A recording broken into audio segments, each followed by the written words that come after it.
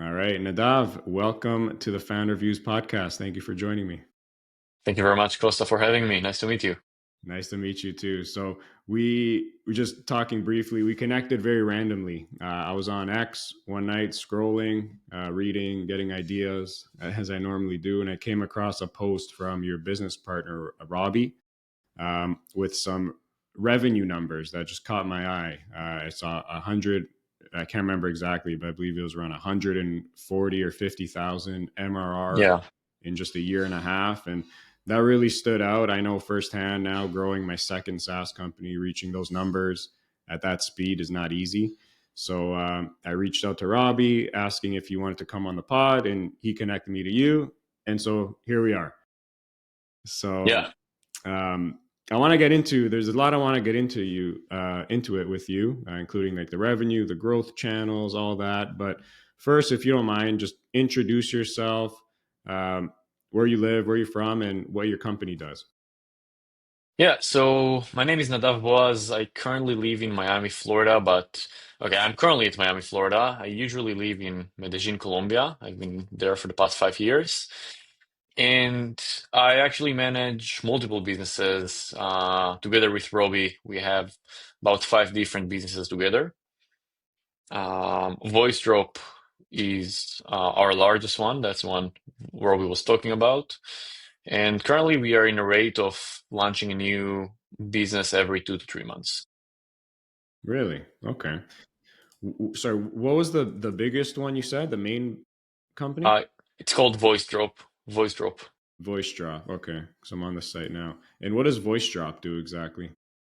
So VoiceDrop is doing something called ringless voicemail. It's a very niche industry. Basically, what you're doing is like SMS marketing, just with voicemail messages. So you can send people a voicemail directly to their phone. And if you have a call center and they're doing cold calling all day long, you can send a ringless voicemail campaign and people will just call you back. So the time of your callers will be used for talking with people instead of calling people, which is Hmm. much more valuable. Got it. And how? When was that company launched? I think February 2024. February 2024 is when we launched the interface. Okay, so and that's the biggest one. Do you share what's the MRR on that one? Currently, we are at 150,000 with a pretty steady growth. I believe that by mid next year, we'll already reach around 250. That's incredible. That's amazing. And you're launching two to three companies, or sorry, a company every 2 to 3 months. You said. Yeah, yeah. Um, yeah, a lot of my friends are asking me, Nadav, you have VoiceDrop. It's doing very well. Why invest time and resources in other things, other businesses that may not work, and not just double down on VoiceDrop? And the answer is that it's both me and Robbie, we like to build stuff. So it doesn't matter. If VoiceDrop could be at $5 million a month, we would still want to do other things. We still like to build things. It's like we just need to fulfill this part in our brain. Yeah. And yeah, so it's very important to be to listen to yourself. That's something I learned in business. Yeah. No. Hey, it is what it is. That makes sense. If you like building, then why stop? For sure. Yeah. Um, I definitely want to dive into like just that amount of growth since February. Almost 2 years, call it, with that kind of growth. But just to kind of like come back a couple steps for you. First of all, how big is the company? Like, how many employees do you guys have? It's around 30.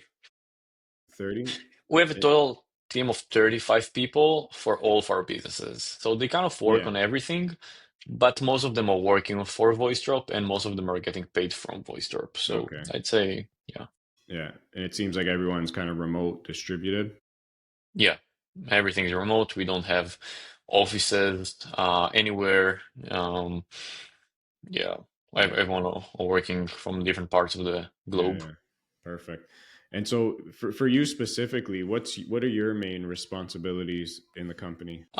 So I'm in charge of hiring HR, everything related to people, product, what's going to be the next features, what we optimize, what we improve, what we change, UX, UI. Again, like I'm not building it, but I will approve it and I'll give the general direction. Finance, legal, big clients like sales, big clients, deals.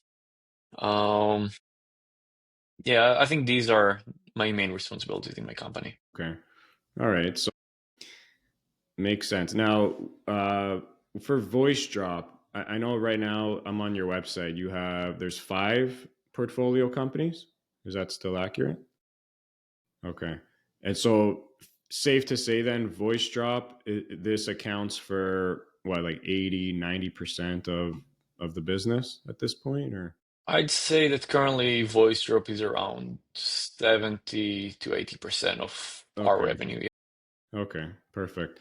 So yeah, look, the reason I'm asking, I want to just, I like to try and provide as much like practical, tactical information as possible. So I want to just focus on voice drop, I guess, if that's the case.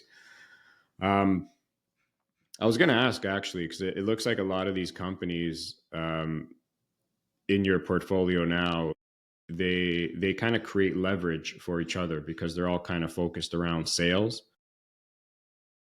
Like how likely would it have been to achieve the same financial success with voice drop without those other companies? Like did you use those as like leverage? Did one help alleviate like elevate the other in any way, or was it all kind of random?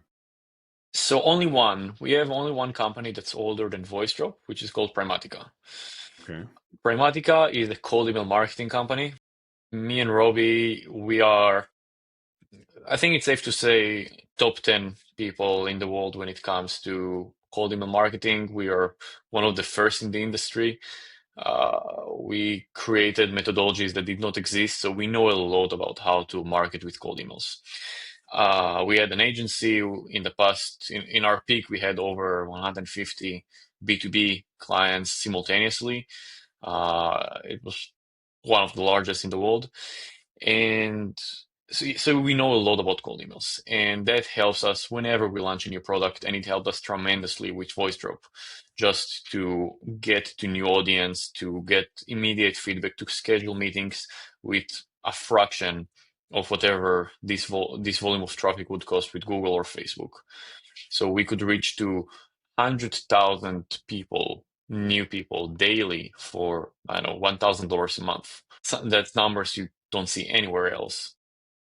Yeah. No, absolutely. Um, all right, so let's get into that then. Let's talk, sales and marketing channels, right? Because most people I speak to get to certain levels by executing usually one or two marketing channels very well. So, what was the main sales and marketing channel that got you to the first, call it, 100,000 in MRR with voice drop? Was it outbound? Yeah, outbound. Okay, it was a combination. Three golden pillars of a new business are SEO, Google PPC, and cold emails. We always focus on these three, and because they also help each other. They work with synergy. For example, we start with SEO. We have our SEO strategies on how to be first in Google, how to beat our competitors, how to appear when someone is searching for our competitors, how to appear in just under them. And so we start with that because like SEO is a long term, right? That's long term game, and it will give you free traffic. Then we usually also we start with cold emails. When we do cold emails, people search for our brand in Google. They got an email from us. Maybe they don't trust the email. They'll say, all right, VoiceDrop. Let's see what is VoiceDrop. They go to Google, they search VoiceDrop, then they find us, they click on us. That helps the SEO. It shows Google that people are looking for us. Uh, so that's very beneficial. And usually, shortly after, we do go Google Ads, and we start doing PPC. search ads. So when people are searching for ringless voicemail, outbound marketing, VoiceDrop, we will appear there. And again, if someone is searching us because of the cold emails, they will see us number one. They will find us. They will click on us. We do it on our competitors also. So if someone is searching our competitor, we'll also appear number one. And we do more things when it comes to sales and marketing, but before 100k MRR, that's what we did, only these three. Okay, so let's dive into that a little bit more then. So SEO, right? Obviously that's it's a long term game and strategy, but early on, how are like what are you doing that's effective to getting you on the first page, like you mentioned? Like what kind of keywords are you looking for? Long tail, short current, like the intent of these keywords, like what tools are you using? Yeah, so Robbie is our SEO guy, and I'll try to explain what he does, but that's not gonna be Fair enough. Yeah, yeah, yeah. yeah. Basically, what we're doing is that Robbie's doing some research, finding the right keywords for our industry, which keywords we can succeed in. Let's say maybe they're not huge amount of volume, but they're easy to win because there is just no results for these keywords. And there are other keywords that are just very competitive, but huge amount of traffic. In our industry, it's ringless voicemail. That's the hottest keyword. And then a keyword that is not so common will be ringless voicemail API. There was close to zero results back then. So what we do, we start creating content.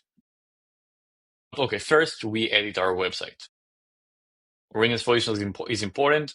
We will edit this word in a lot of cases in the first page, and we will also the whole thing about SEO is explaining Google, is showing Google that you are the best source of information. It's not only about having a lot of articles and having the word many times. You want to show them that you can actually answer people's questions. If someone is searching ringless voicemail, you should be the authority when it comes to ringless voicemails. Where all the information is focused, and that's basically what we're trying to do. So we add an FAQ. What is a ringless voicemail? How to send a ringless voicemail? And we had all this information in our homepage. And then with time, Google is starting to understand, okay, these guys, they are the best when it comes to ringless voicemail. I'll put them first. That's one thing. That's for the shorter keyword. Now, the long tail, for these, we create articles. Uh, for example, people, how to reach to someone's voicemail. Okay, so we just create an article, how to reach to someone's voicemail, and then we explain in 2025. Okay, and we explain how to do it, and we give examples, and we add pictures, and we actually use humans to write it. We have VAs. We are not paying necessarily writers for most of these articles. We just created an SOP on how to create an article based on keyword, with examples, with pictures, using AI, of course, but managed by a human. And a good VA can create 5 to 10 of these every day. Do it for a few months, and you have hundreds of pretty good quality articles. And that helps a lot because, again, you tell Google, I'm the authority. Can I stop you there? That's interesting. So you create SOPs on like how to create a blog post, and you can just hire a VA with not necessarily like content writing skills. As long as they can follow this SOP, use AI, they can produce the content for you. Is that what Yeah. you're saying? If you know how to create the SOP, like you just need some SEO background. You need to understand how AI works, how SEO works, and you can create a very decent SOP. Okay. No, that's interesting. I like that for sure. How has AI SEO impacted or changing the way you look at SEO on like the AI and appearing on ChatGPT and Grok and all these? Yeah, so to be honest, there is no huge difference between AI SEO and normal SEO. When we became better in Google, we became better at AI. Yes, there are ways to be better in AI. For example, in ChatGPT and all of these, you have a lot of discussion about your product in Reddit and stuff like this. We try doing that. It's not so easy. It can work. But on the bottom line, from what I've seen, when we reach number 5 on Google, we were number 5 in AI. When we reach number 1 on Google, we were number 1 in AI. AI at the end Interesting. of the day is just scraping Google and all Yeah. the other search engines. Okay. So you didn't have to make any like structural changes. You just kept doing what you're doing, and you just it corresponded with the results on AI. Yeah, AI was building our image, right? AI is designed to behave like a human to some extent, to search like a human, to give you results like a human, to write like a human. So it makes sense that the original process did not change a lot, right? Because humans are still searching on Google. So AI is also searching on Google or Yeah. other methods, but it behaves like a human. So yeah, it didn't change by much. I feel one of the big differences though with AI, just like from a psychological perspective, from for an end user, there's a lot more trust given in what the AI gives back. So like if you're searching something on AI, the AI gives you the result. Like I feel like people trust that. They just like go with that. As compared to like Google, they're still doing the research. I feel like AI kind of eliminates a lot of that research, and people are just putting a lot more trust into what it's spitting out. So I say this because I think the value of showing up to AI is arguably, in my opinion, way more than on Google because of that trust element. Yeah, yeah, and I completely agree. You know what? I can even as we speak uh, pull our conversion sheet, and I can tell you how many results we had from Google and PPC compared to AI. If you want to share your screen or if it's private, you feel free, you are able to. Yeah, I'd say not too much information, but I can just tell you here. I can read that we had in the last month 20 ChatGPT or other AI referrals um, out of 100. Yeah, like we out of 100 came from SEO compared to 100 came from SEO. Sorry. And those are like activations, like paid refer, like These are calls. free trials. Okay, For us, free trial is a conversion because we have got it. 50% conversion. So Okay, yeah, about 15% currently comes from AI, which is okay, very, very decent. solid. So okay, so that's SEO. I want to like skip PPC for a second. So your third pillar, you said cold email, right? Yeah, yeah, So obviously, this is one of these things that easier said than done, right? Cold email. There's a lot to it now, especially like there's a lot involved.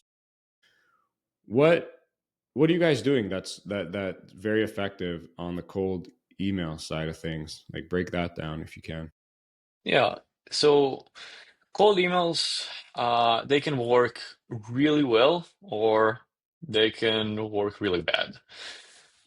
And people really need to understand what they're doing. So for cold emails to succeed, first you need to have good infrastructure. The way to stay under the radar is to send below 50 emails per day per email account and below 100 per day per domain. So let's say you have you buy 10 domains and you create uh, 2 accounts for each. So you have a sending up capability of 1,000 emails a day. And then you need to have a good software to warm them up. And yeah, and that's the infrastructure side. And also the way you need to buy the accounts. I'm not getting too much into it, but the right way is to buy domains from one place, to buy the email accounts from a reseller, not directly from Google. Also, the domains not directly from Google. You need to diversify as much as you can, and that way you can keep the health for a long period of time. After you build a good infrastructure, you need to have good email templates. And you need to understand, first of all, you need to understand what's the goal, right? Because many people, they try to use cold emails to, I don't know, to just drive people to start a free trial or something, or to use their software.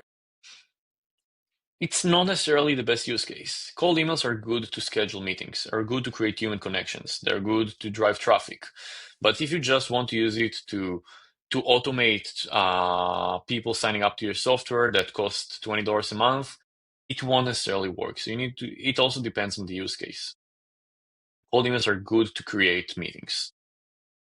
If your goal is to create meetings, you need to have an email that offers something interesting. Hey, I built a tool that can save 80% of your telemarketing costs by using technology called ringless voicemail. Would you like to get on a quick meeting to understand more? Just making it up. It could be long, it could be short, and you need to do A/B testing to see what works best. And you need to have a few steps in the sequence, let's say 5 steps. And usually you will see that the first email will bring very low amount of conversions, maybe 5 or 10% of people will actually reply to the first step. Most of them will reply to the second and third. Now, how many steps do you need to have? As many steps as you need, as long as people reply. Add 7, add 8, add 9, and 10, add 10th. If on the 10th you still see that you have 5% of the people replying and converting or scheduling meetings, then 11th until you get to like 1% or 0. So it's out of A/B testing. It's creating good infrastructure, and it's building good email templates with a good offer. And the easiest way is to just hire someone that knows how to do it right, that will help you. Yeah, no, fair enough. How important is like the segmenting of the audience? That's one of the most important points. I didn't mention that. Um, Extremely important, right? Because if you don't have the right target audience, doesn't matter how good your offer is. If I'm offering ringless voicemails to tech companies that doesn't have a call center, they will not be interested. So I must match the offer with the audience. And you need to also know how to get data, which is not too hard, but also not the easiest. And you're so the companies that use VoiceDrop primarily, like what's the kind of makeup of companies that get a lot of value from it?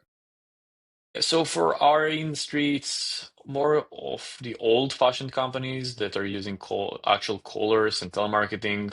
It will Mm, be insurance, money lending, real estate, um, I see. medical companies. Yeah, Hey, you have a doctor appointment and day XYZ.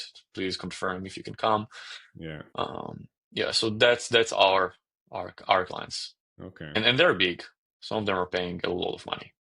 Yeah. What's the ARPU for a voice drop? I don't know what ARPU is. Like average revenue per user, like per month. Like what's the Um, I can tell that the median is $500, okay.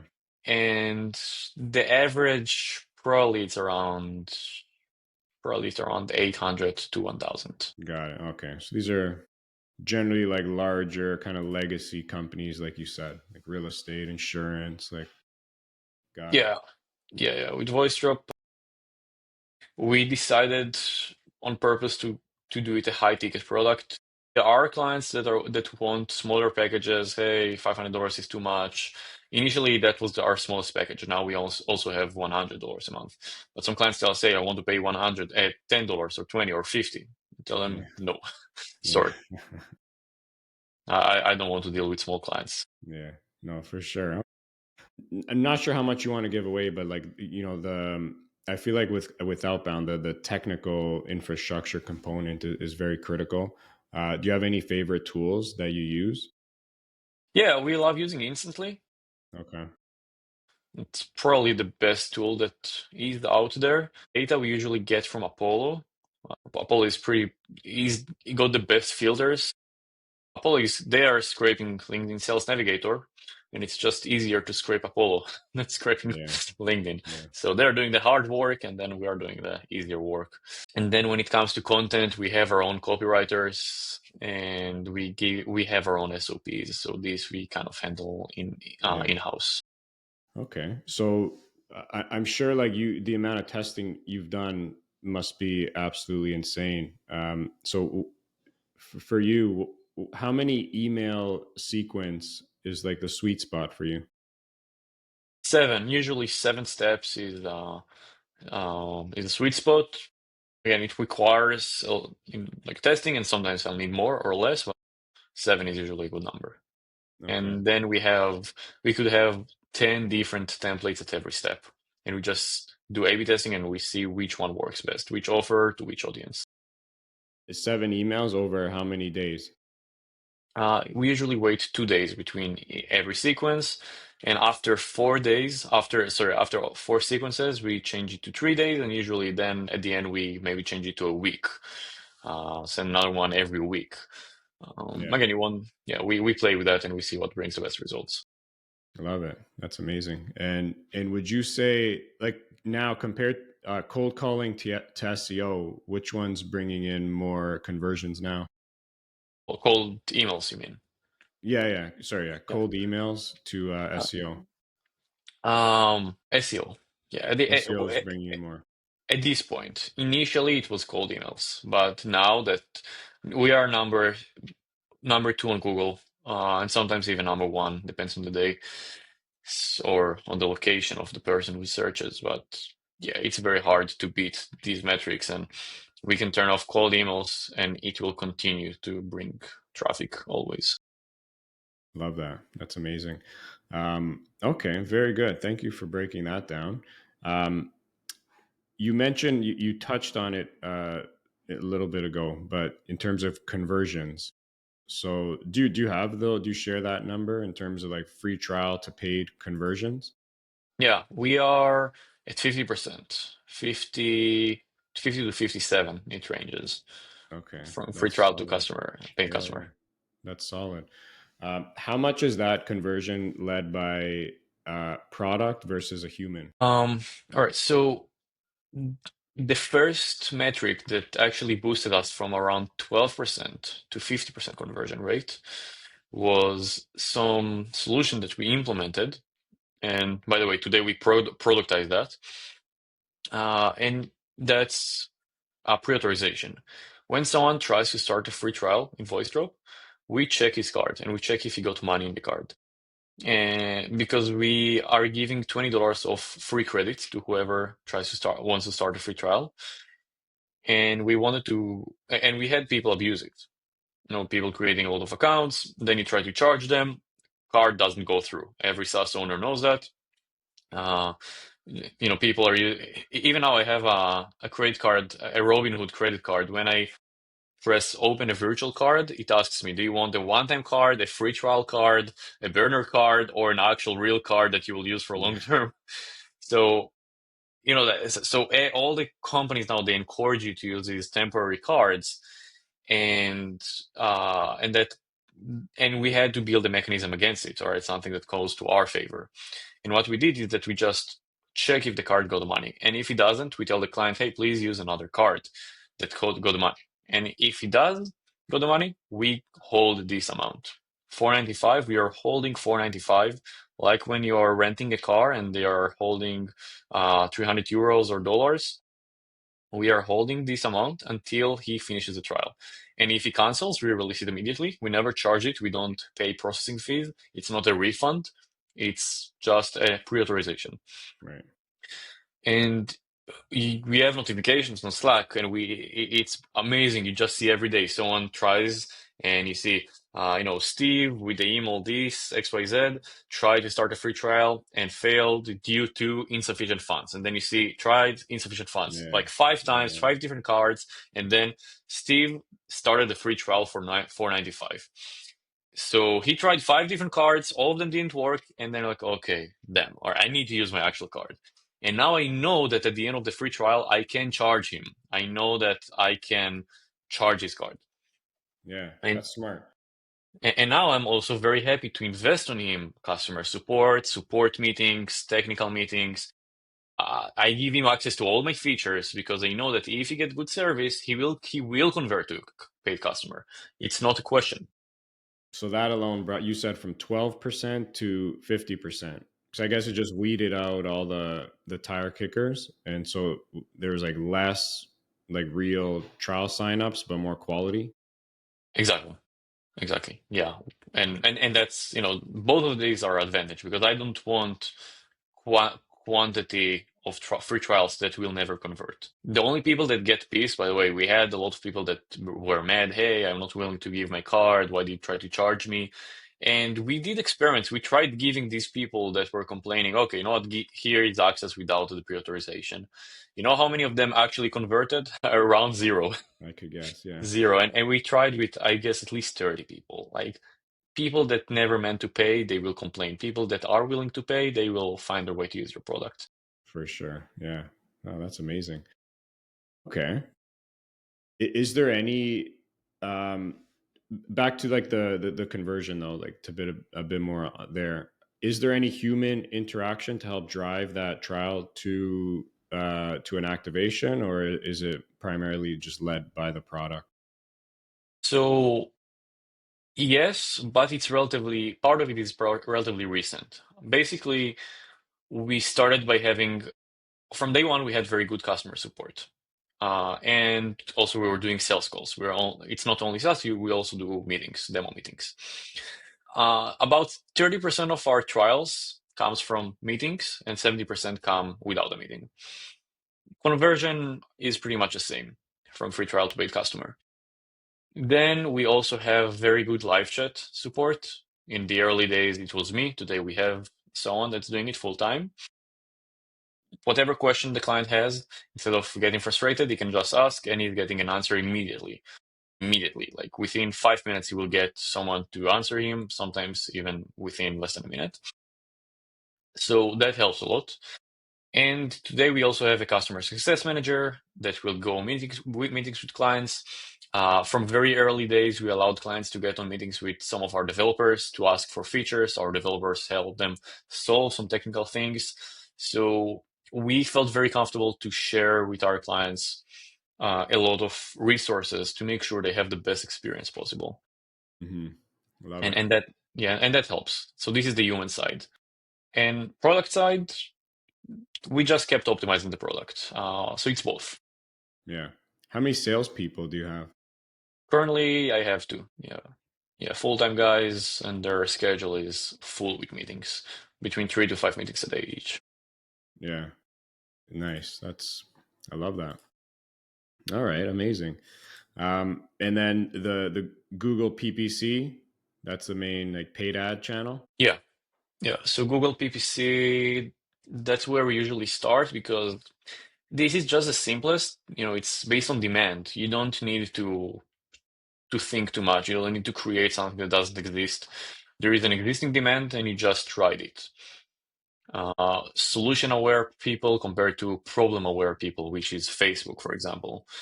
Uh, Marketing to solution-aware, that's the easiest because they know what they're looking for. You just, hey, I'm one of the solutions you could use. And they're like, okay, I'll try you out. Yeah. Great. That's amazing. I want to talk about AI a little bit. I know like VoiceDrop, it's, voicedrop.ai. So you see, I know you're using like AI features. Um, I thought I read somewhere use 11 labs for the voice. Yeah, yeah. Yeah. Although we are now replacing them, we are currently using 11 Labs for the voice, which they are the best in the industry. Yeah. Um, Did you find something and, better or? and we found something cheaper, Yeah. like like like 8 times cheaper than what we're Really? paying them. And we are one of 11 Labs' first clients, first Yeah. customers. So we have a very good deal. It's such a good deal that whenever I talk with their team and I'm asking for a better deal, they give me like worse pricing. And when I tell them, hey, like look at my contract, that's not what I'm paying. And they're always like, wow, that's what you're paying. No, sorry, I cannot do anything with that. I didn't even know we are offering that. Okay. So yeah, but they are still very expensive. I don't appreciate that because the whole AI industry became, they're always all the big companies, they reduce their prices. OpenAI used to charge, I don't know, $100 for a million API credits, then they reduce it to 50, to 30, to 20, to 5, to $1. Gemini is charging 20 cents. Uh, it becomes cheaper all the time. It becomes cheaper. There is more competition. Now, I have no doubt that 11 Labs costs have been reduced in the past 2 years, but they're not rolling it to the clients. And at this point, they have a lot of competitors that are offering better rates with almost the same quality. I wouldn't say the same, but it's like 90% Yeah. of the quality. So Okay. yeah. Good enough to justify, the reduced quality a little bit for the significant savings. Yeah, because they want to reduce the price to my clients. Yeah. I haven't changed my pricing for a long time because my pricing hasn't changed, but I do want to give the best product in the market for the cheapest price. I don't want to just have better margins.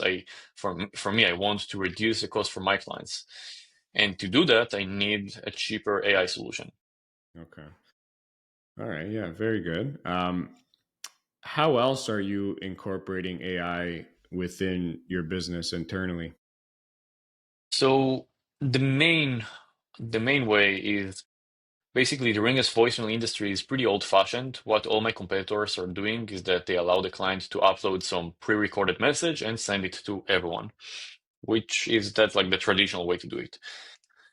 What we did from day one is that we allowed clients to clone their voice and then to write their script with text, with variables, and to send personal messages. So, hey Steve, hey Mark, hey Marcus, I passed by your house at 55 Street. I have a cash offer of 2,500. Let me know if you'd like to sell it.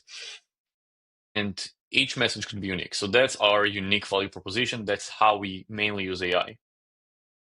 Other aspects in the company where we use AI, we have AI script improver, so it will just improve it with AI. And a pretty cool feature that we built, we are also selling phone numbers to our clients. So instead of choosing from a drop down, I want a number from California with this area code, you can just write a prompt. I want 50 numbers from California and Florida with area code with similar area codes.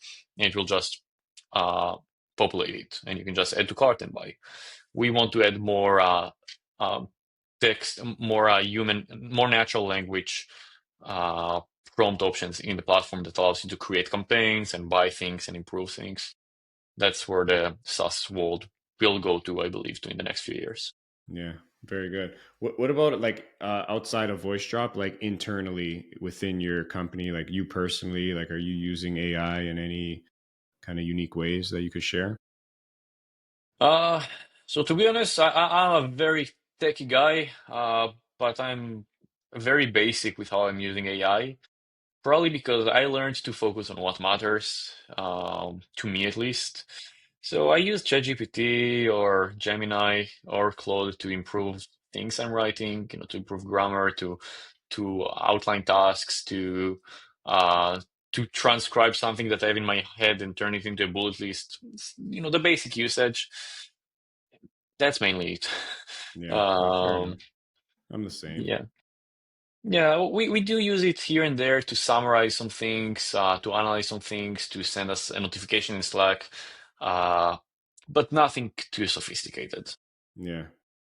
Well, like the good example was like, with the VA creating SOPs using AI for content. That's a huge, I'd say, like high leverage use of AI, Right, right. right? Or maybe, yeah, I guess it's just so much into our day-to-day, I don't even think Yeah, about that. yeah. That's true. It's like so embedded that you don't even realize like that's such a high impact thing that you kind of just like this is so like second nature to me. I don't even realize it's AI. Yeah, you know what? Okay, speaking of which, we also have an AI agent that's answering all the cold emails. We also have a human doing that, and we still do, but now the human is supervising the AI. And the AI is doing it so well, it's basically replying to all of the people that reply positively to our cold emails. It's doing it so well that I just met a CEO of a company that I started working with. And like I'm their client, and they're unrelated to our industry. But the CEO, she told me, hey, by the way, we also spoke over email. And I told her, have we? He told me, yeah, yeah, yeah. I actually thought it was an automatic email, but then I replied and you replied to me and I understood, no, I'm speaking with you. And while she's saying it, I'm searching real quick and I find the email and no, that was the AI agent. So I told her, yeah, that was not me. And it was really funny. It's that good. That's great. So is that all done within instantly that AI agent? Yeah, that's one of their newest features, which works pretty well when you give it the right prompt. Okay, and it only replies to positive replies, Yeah, you or can you can customize it, I'd uh, imagine. yeah, exactly. That's pretty cool. I like that one. Okay. Um, I had a question and it slipped, but switching gears, then you achieved a lot of growth over such a short period of time, which again, not easy to accomplish in SaaS, something you don't really see too often at all. But when as a company scales this fast, your responsibilities as a leader, I imagine they're going to grow, they're going to scale just as fast. I'm sure you're not doing the same thing and spending your hours doing the same things you were doing when you were getting your first 100 customers compared to now. What were those maybe two or three like pivotal moments that made you realize like you have to start leveraging your own time better for higher productivity tasks? Like were there any standout moments or like realizations that made you think a bit bigger? Yeah. So just an important disclaimer, VoiceDrop is maybe my 50th business. Okay. Okay. Yeah, most of my That's an businesses important failed. disclaimer. Yeah. Yeah. So I came to VoiceDrop with a lot of business experience. I already knew what's working, what's not working. I had a lot of rough experience from the past. So it's not that I had some epiphany here with VoiceDrop and that made me scale. It just everything I ever learned from business applied for this company, which I did every time I started a new company. Just this time, I guess I had enough. I had enough finally to to build something that would last and will work well. But answering the question, one is team. A lot of SaaS entrepreneurs or entrepreneurs in general, I see also real estate guys, it could come from any industry, agency people, they're trying to do everything by themselves. No, you should have people doing everything for you. You should be focused on vision, on growth, maybe on product, maybe on creating SOPs, but you should have team doing everything for you. It won't be as good when it comes to quality, but they can be full time and you cannot be full time on everything. So they will do a better job because 80% full time is better than 100% at 10% of your time. That's a good point. And you know, and that's just such it's a mental block because if people don't understand how much what we the mental blocks could affect their growth. If, for example, I'm a developer and I also need to do QA for my own work, I have zero motivation to initiate a new complex feature and to suggest it because I'm like, okay, if I will suggest it, I'll also have to QA it. It will be a huge headache. I may not be able to finish my other task. Better not get into it even. It Yeah. won't pass the thinking stage. But if I know that I can build it, someone else will QA it, I can just throw it at him because I do my job. My job is developer, someone else is a QA guy. I can do it. Now my mental like I don't have any mental block. So same thing with an entrepreneur. Same thing, by the way, with a salesperson that needs to do customer support. Many people do that. It's awful letting your sales guy do customer support. Why? If you got an annoying customer, he wouldn't want to close him. He's not gonna say that. He won't even understand that. But he will have internal blocks. Maybe he will not follow up as much. So it's important to remove these mental blocks, and you do it with a team. People you can just throw things at. Hey, Steve, I need you to build a copy for this. Hey, Mark, I need you to now create a new email strategy and apply it. Let me know if you have any issues. Right, just take ideas and throw them at your team. And you need to have a good team, right? You need to know how to hire good people. That's a huge part of it. But if you got this set, you need to be able to hire people and just give them tasks. Great advice. Yeah. I love that. I love what you said there. Um, Speaking of support, coming back a little bit using AI, like, because you mentioned support, very important, customer service. Do you use AI for support at all? Currently, no. It can be done. We tried to create some AI agent in the past. We saw it's not that smart. because we are high ticket, we don't have tens of thousands of clients, right? We have a few Mhm. thousands, which can be handled by a single person if the product is good. Yeah, fair enough. Yeah, so I think just one more point on this. It depends on the ticket. If you have high ticket, $500 a month, you want people. If you have $10 a month, fuck it. Yeah, true. Use AI. I agree. Fair enough. Um, any favorite tool on the support side? What are you guys using? We're using Crisp, Okay. Crisp with the C. Yeah, they have pretty good model. Like they have, if you're a new company, they will give you their Pro subscription for $66 a month instead of 100. There is no limits. I hate all these tools like Intercom, above 1,000 messages, we charge you X, and they don't have this stuff. They just charge you a flat monthly fee. You can add your team. They don't charge you per seat. They do have a limit of seats, I think, but it's enough. It's like 5 or 10, and usually you won't need that many. This is And yeah, crisp.chat. yeah, That's the one. yeah. Okay. Something that I learned in business, especially from Pragmatica.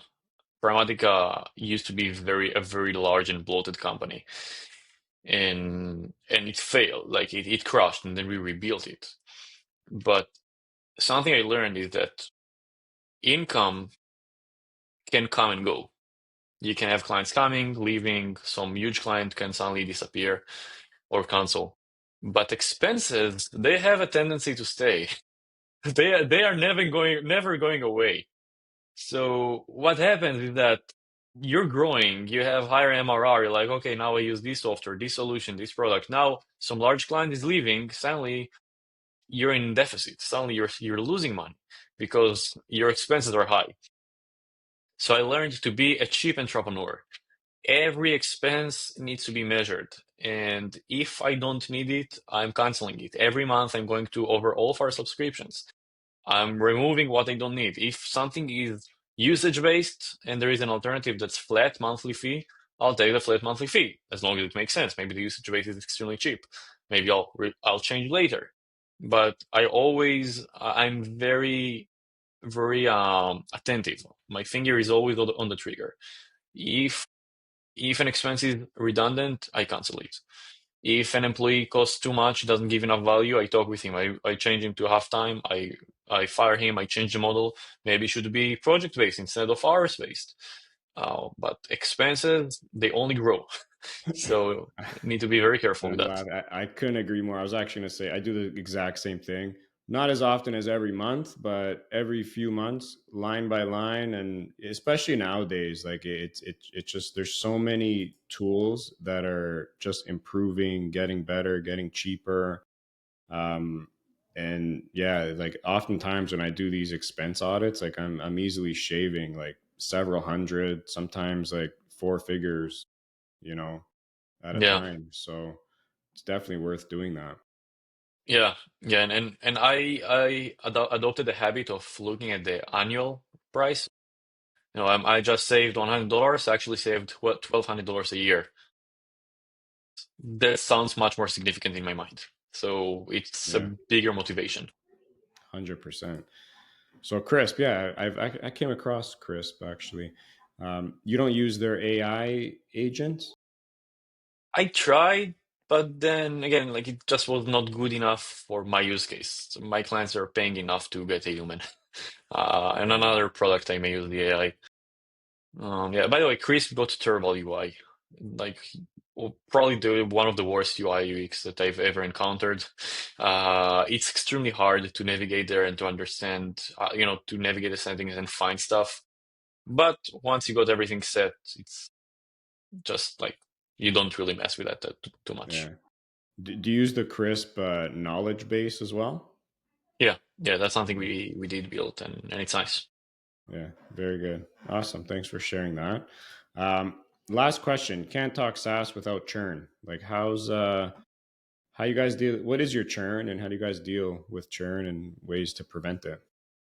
Yeah, so our churn is about 10% a month, which is a lot. It's a very high churn for SaaS. Let's say, I don't know, HubSpot churn is around, I think, 5% a year, right? But that's one of the most optimized SaaS companies in the world. So one of the reasons we got such a high churn is because one, we are high ticket, two, we are a marketing product. So people use us when they need to make money, and they don't use us when they don't need to make money, or if the ROI doesn't make sense. What we did to handle churn. First, cancellation process. Yes, awful. I wouldn't want to do it myself. It's like 10 steps. Why are you sure you want to cancel? We're going to delete all your information. Okay, explain the reason. You have a drop down. It's too expensive, doesn't give enough value, not working well. Then if you say it's too expensive, okay, we can give you 30% off for the next 3 months. No. Okay, how about this offer? No. Okay, how about a meeting with the customer success manager? No, we just offer you so many solutions along the way that at some point you'll say, you're not okay. Fuck it, I'll do this. I won't cancel. So we keep warning you. You sure? We're going to delete everything. You will lose all access immediately. We're not gonna even let you to until the end of the billing period. And again, it's a bit of an asshole move. I'm not gonna say no, but it works. At the end of the day, it works. It helps retain people. So that's on the cancellation process. And then also, we're also tracking user's behavior. If someone even presses the cancellation, it already opens a prompt and we reach out to him. Our customer support guy or customer success manager will reach out. Hey, I want to ask, how is everything going? Would you need me to help you with something? Do you have questions? Our customer success manager, he's also checking people's usage. If they sign up and they don't have enough usage, he reaches out to them, tries to schedule a meeting, makes sure, makes sure, he's making sure that they are actually using the platform. Yeah. And that's something that actually I learned from HubSpot. My girlfriend, she works for HubSpot, and she is a customer success manager there. And I asked her, what are the metrics you're measured on? And she told me, I'm measured on the churn, the upgrades, and the usage. And I told her, usage? Why the usage? And she told me that based on HubSpot policy, if someone is not using at least 70% of his subscription, he is not dependent on them and he may churn. So her goal is to make sure the usage is high. High usage equal to dependent client. So that's when the gears rolled in my mind, because until this point, I was in the idea that, hey, someone is paying me and not using. That's so nice. I'm getting free money. I don't pay for usage. But eventually he will cancel. Yeah, for sure. Once he sees the credit card statement and realizes I'm not using it. Yeah. Exactly. Makes a lot of sense for sure. Speaking on metrics and that, like what's the one, like that North Star metric for you that you always have your eyes on? Amount of free trials. Okay. That's my one and only metric related to revenue. Nice. Makes Yeah. sense. Makes sense. All right. Very good. Nadav, I do want to be mindful of your time. I just like to wrap it up with a couple of small questions here at the end. One, your favorite business book? The 10x rule. The 10x rule. Nice. Yeah. Okay. I was going to say the second one I would like to ask is top vacation spot, but in your case, I want to ask like the top place where you see yourself living for the next 10 years. Probably Miami, Florida. Miami. Why Yeah. Miami? So first you get the ecosystem of the US. I've been living in Colombia for the past 5 years. I'm originally from Israel. I've traveled to probably 50 countries so far in my life. The US ecosystem is the best when it comes to, you have everything you need. You need something from Amazon, you'll get it within, sometimes after a few hours, sometimes next day. You want to go to get skydiving course license, you will find a place that's probably 1 or 2 hours away from you. You go, I don't know, I went here one time to the cinema and Will Smith was there in a premiere of a movie. You just get, that's like the highest potential quality of life will be here. No matter how, I can be a billionaire that lives in somewhere in Europe. I will not be able to get something from Amazon, like everything I want so quick. It just doesn't exist. And here I can in the US, especially in large cities. Second is that I love Miami because it's not very official. I'm not a very official person. I don't like wearing jeans or suits or even shoes. So here you see, I see people just going around with swimsuits or with shorts. I had meetings with very high, like very serious entrepreneurs here. They're coming with flip-flops and shorts, and I like it. They're just not very official. And the weather is pretty good, especially in the winter. Great reasons. I love that. I love that. And last question for you: if you can put on a billboard something that every SaaS entrepreneur will read, what would it say? Lesson something. Don't stop moving. Don't stop moving. Keep moving. People People are just doing something and waiting, right? Yeah, I did this. Now let's wait a week. Don't wait a week. Do other things in this week. Do 100 other things. Don't stop moving. You don't know what will work, and never wait for results and sit with your hands folded. So Love yeah, it. just keep moving. Love it. Amazing. Nadav, this was a pleasure, man. I honestly I didn't know what to expect coming in. This is the first time we met, and I'm delighted we did this. I think whoever listening to this is going to get a ton of value. I know I did, so I really do appreciate the time. If anyone wanted to reach out to you, learn more, where's the best place to find you on the internet? Probably LinkedIn. Yeah, LinkedIn is, yeah, just search Nadav Boaz, or my linkedin.com/nedx, NEDX. And yeah, I'm always very happy to help, especially to young SaaS founders, so feel comfortable to reach out to me. Amazing. Yeah, no, I appreciate you just like, putting everything out there, very transparent. So that's amazing. So yeah, once again, really appreciate it, and I look forward to connecting again. Same here. Thank you, Costa. It's been a All pleasure. right, all the best.